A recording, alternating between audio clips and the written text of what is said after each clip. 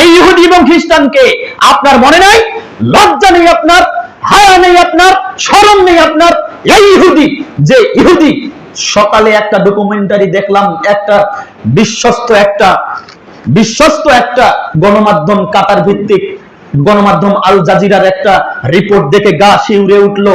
এখনো যে আমার ফিলিস্তিনের ভাই ও বোনদেরকে যেভাবে হয়রানি করছে, যেভাবে কারাগারে বন্দী রাখছে, মেয়েদেরকে তারা যৌন হয়রানি করে, উলঙ্গ করে, ধর্ষণ করে, এইটা আবার তারা সোশ্যাল মিডিয়াতে এইটা আবার তারা প্রচার করছে। এরা হলো ইহুদি।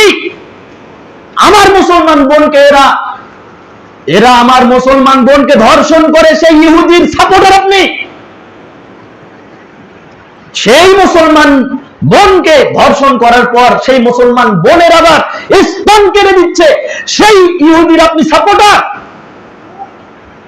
আমার মুসলমান বোনকে দাঁড় করে রেখে, শুয়ে রেখে, বসে রেখে ধর্ষণ করছে, সেই ইহুদির সাপোর্ট করছেন আপনি। রাত ৩টার সময় খেলা হয়, সেই খেলা দেখছেন আপনি। রাত ১টায় আজকে খেলা উদ্বোধন হয়েছে, এই খেলা আপনি দেখেছেন। আপনাকে আমি কিভাবে মুসলমান বলি? নবী মুহাম্মদ সাল্লাল্লাহু আলাইহি ওয়াসাল্লাম বলেন, তা'বুদুল কাবাইরি উম্মতি বিল মুশরিকিন, আমার উম্মত মুশরিকদের সাথে মিলে যাবে। আপনি গিয়েছেন মুশরিকদের সাথে মিলে, আমি যাইনি। আপনি আপনার আভিজাত্যকে বিসর্জন দিয়েছেন, আমি দেইনি।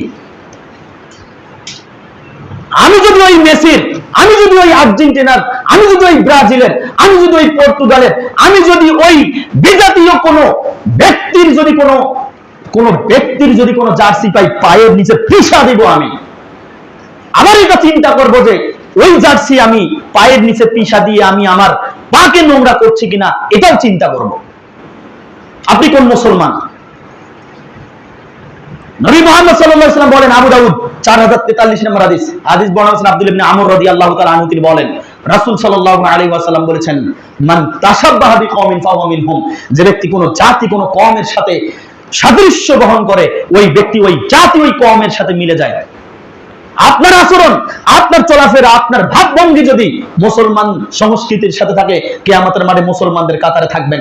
আর আপনার চলাফেরা, আপনার আচরণ, আপনার যাবতীয় বিষয় যদি ইহুদি এবং খ্রিস্টানদের সাথে হয়, চিন্তা করবেন না, কিয়ামতের মাঠে ইহুদি এবং খ্রিস্টানদের লাইনেই আপনি দাঁড়াবেন।